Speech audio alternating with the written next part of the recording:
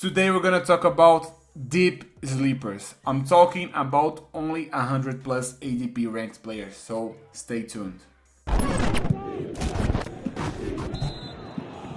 It's me again, the Brazilian fantasy guy, and I have some very hot names so we can discuss today. So please let me know in the comments whoever you say is the biggest sleeper among those I'm gonna start naming right now. On the 104th position, Onyeka Okongwu from the Atlanta Hawks. He's a very interesting option for me, especially on this rank because he's 100% inside of the top 100 player. With the addition of Porzingis, of course, he's not gonna repeat the craziness of the run he had later last season, but he's gonna have minutes. He's gonna have opportunity, and if he were to repeat the season he had on the later run that I just talked about, he would be a 6th rounder. Now, in the 104th position, there's a lot of value there because you already know what he can do. So, if he's still available on a 100 plus rank, you should just go and grab him because mainly on the sleeper locking format, he'll give you strong locks. Next one, ranked 112th, a starting point guard on this range, Kevin Porter Jr. Man, if he's still available on the 110th position, he may be a league winner because we already know what he can do without Lillard, because later last season he did some amazing run on the end of the season, and he gave strong locks, like 30 plus games, more than twice, more than 3 times. He's solid. Of course, there's downside, but we're talking about a 100 plus player on the ADP. Every single player will have a downside, but his upside is very, very big. I would say he has an upside to be a fourth round player, 3rd round player maybe in the best case scenario. I don't know, but why not take this risk? Because who are you giving up for him? Like Klay Thompson. You just should go and grab some Kevin Porter Jr. because he had an amazing run. He will be the main point guard. The coach already said he's gonna be the starting point guard. So there's a lot of value. Just grab him if you can. Next one, Kelly Ware on the 119th position. That's a discount, one of the biggest discounts of the year, man. Kelly Ware has already proven in this preseason and last season on the back end of the season how great of a player he can be on points leagues. Remember, I'm talking about only points leagues. And you can understand by that ESPN, Yahoo, and of course sleeper locking, because his locks are very good. He'll very likely give you a 30 plus game each week. And if he's in this range, if he falls that much, why not grab him? Just keep your eyes open for Kelly Ware. I know that it's hard for him to fall this hard, especially after those good performances on the preseason for the Heat. There's rumors that he will start off the bench and Jovic will start, but I'm not that scared, especially on this range. Of course, if you're gonna reach for him on the 6th and the 7th, you should be worried for the possibility of him coming out of the bench. But on the 9th, 10th, 11th, there's nothing to worry about. Just grab him and be happy, On the 129th position, for me, the biggest sleeper, if we're talking about value, alongside Kevin Porter Jr., Matas Buzelis. He's gonna be starting. He's gonna have some value, some volume.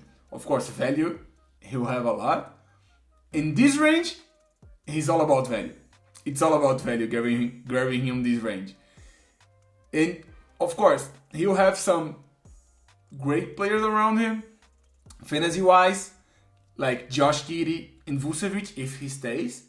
But Vucevic can leave, and there's no way Chicago is not interested in developing him because he already proved he can shoot, he's athletic, he can defend. And if you're grabbing him on the 11th, 12th round, he may be a league winner as well. On the 61st position, Ace Bailey from the Utah Jazz. It's very weird, the situation on Utah. It has always been like this. But in this range, as I'm talking over and over again, there's no risk. You should have him on the top of your board 100%. Past the 10th round is valid.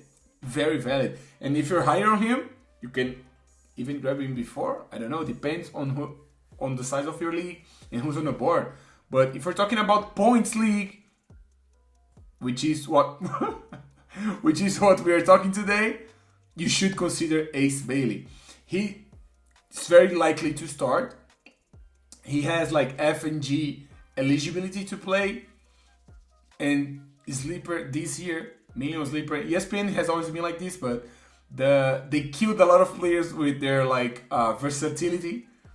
Some players like Josh Giddey before, which played as PG, SG, and SF.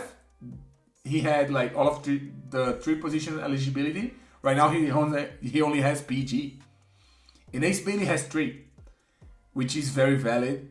Besides all of the upside he can bring, being a very high rated rookie coming in Utah, that we don't know what's gonna happen there. There's a lot of guys, a lot of players, and few spots, but I'm really, really high that he will overperform his range. Like, I'm not high, I'm 100% sure he will overperform this range. On the 181st position, Riche Shephard. I'm not that high on him, as I see a lot of people reaching for him on the 9th round, on the 10th round, but he's gonna be better than 180. He's gonna be better than this. So I'm not somebody that's gonna be reaching for him, but on this range, he's going undrafted. In the majority of the leagues, he should be drafted. He's gonna have a special role there with Fred VanVleet out. Ime Udoka, the coach of the Houston Rockets coach, already said he's gonna have minutes, he's gonna be starting. And that's no reason why you shouldn't grab him on this range. You should have your eyes open for Riche Shephard. On the 188th position, Kyle Filipowski. You already seen what he's done on the Summer League. He was the MVP with crazy average, with games like 30 plus points, 10 plus boards, with a great assist and impacting crazy on the field. Utah is very weird, as I just said about Ace Bailey, mainly on the front court with Kessler, with Nurkic, with Markkanen. We don't know. Markkanen can be traded tomorrow. And Kyle, I don't think he's gonna start. But we are talking about a fire zone. We're talking about trying to grab some value here. And Kyle Filipowski has a lot of potential. He has already shown what he can do if he's having minutes, if he's playing a long time. And it may happen. All of a sudden, Utah can put him to play like 28 minutes, 30 minutes a night. If he's doing this, he's gonna crush, like, I would say to you, every 10th rounder, 9th rounder in a 14-team league easily. So you should definitely consider him on your later picks. Make sure you follow me, Fantasy On Point, on Twitter and here on YouTube. Last but not least, on the 199th position, Egor Demin. He's gonna be starting for the Nets. That's clinched. We're talking about a player that is gonna be undrafted in the majority of the leagues. If we're taking into consideration the ADP, he's ranked 199th. That's crazy. We're talking about points league. It doesn't matter the efficiency, because I think he's gonna be trash in efficiency. But you have plenty of space.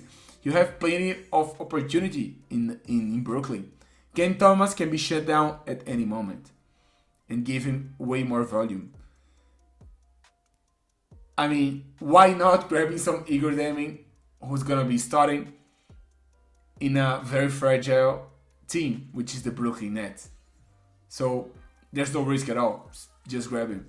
We covered today the deep sleepers between the 100 to 200 range on the sleeper ADP. There's a lot of more names that I can bring to you on the 200 plus positions on the ADP, such as Keyshawn George, for example, and some others that I have written down as well. So let me know if you want to see more of this content. And please, as I said, subscribe, leave your thumbs up, and of course, please leave your feedback in the comments. Alright? Thank you for your company and see you on the next video. Bye bye.